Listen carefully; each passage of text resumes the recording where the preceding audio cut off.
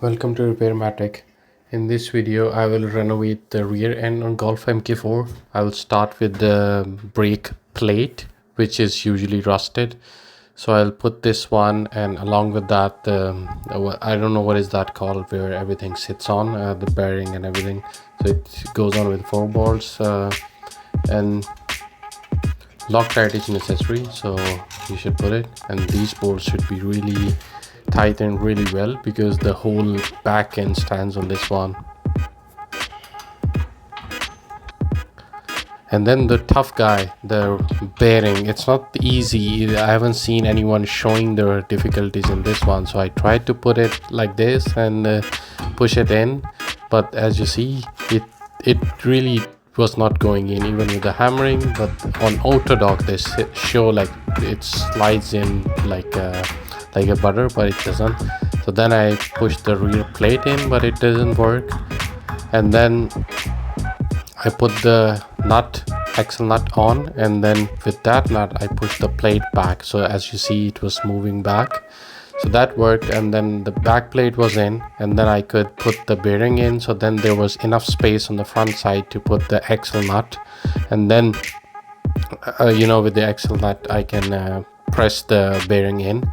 So then there was enough space. When the back plate was inside, there was enough space to put the axle nut, otherwise it was not going in. So then it was just like tight, and it will go in.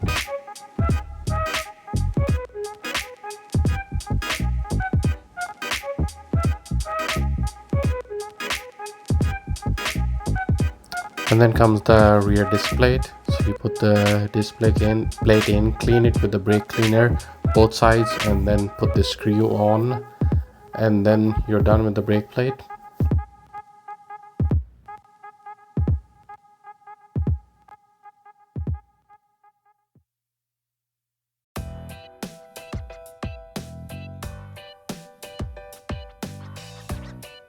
And next is center piece. That was really difficult because it doesn't go like straight away. If you put it in from one side and then you hammer it in and it doesn't go in, then you hammer from the other side, it comes from the other side. So this gave me some challenge, but finally with some brute force it went in. And then I put the brake caliper holder in. Next, put the copper paste on, and then put the brake pads on both sides. And then the next is the caliper, but I didn't get the time to make the video. I think the video is missed where I put the caliper on, but that's it. You put the caliper on and then you're done with the rear end. Just connect the brake hose and all that, and then you're done.